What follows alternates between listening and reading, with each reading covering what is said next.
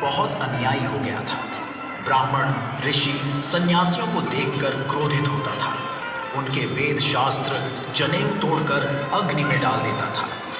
इतना अत्याचार कर रहा था, पशु पक्षियों को शिकार कर करके मारता था, प्रजा को अति कष्ट दे रहा था। मैं एक दिन उस राजा के महल के सामने वट वृक्ष के नीचे संत वेश में बैठ गया। एक सगुनिया नाम की नौकरानी ने कहा कि राजा आपको मार देगा, आप यहां से चले जाओ। मैं उठकर दरिया के किनारे जा बैठा।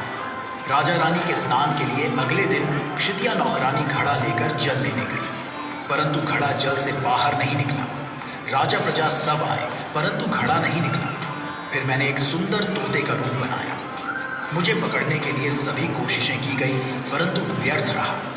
अंत में मैं स्वयं राजा की बाजू पर जाकर बैठ गया। मुझे पकड़कर उसने सोने के पिंजरे में मुझे बंद कर दिया। राजा रानी मुझे पढ़ाने लगे। राम राम बोल। मैं कहने लगा कि एक दिन सबने एक दूसरे से बिछुड़ना है, मोह तथा प्रीति छोड़ो।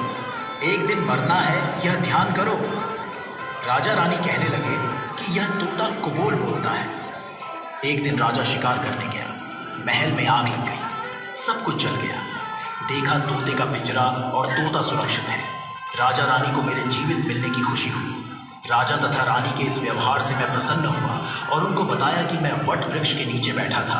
सगुनिया आपको बताने आई। मुझे आपका स्वभाव बताया कि राजा आपकी गर्दन काट देगा, फिर आपके स्नान के लिए जल लेने